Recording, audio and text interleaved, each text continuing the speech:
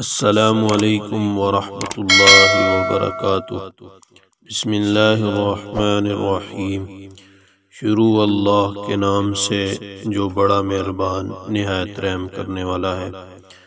دوستو، آج کی ویڈیو کے اندر بیمار آدمی کے لیے ایک ایسا وظیفہ بتایا جا رہا ہے کہ اگر وہ بیماری کے اندر اس وظیفے کو کرے تو اللہ تعالیٰ اس کی برکت سے اس کے گناہوں کو بخش دیں گے۔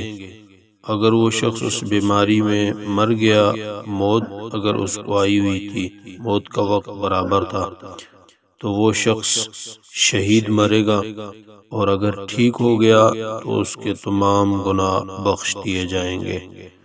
وہ عمل آیت مبارکہ ہے، بسم اللہ الرحمن الرحیم، لا الہ الا انت سبحانک انی کنت من الظالمین۔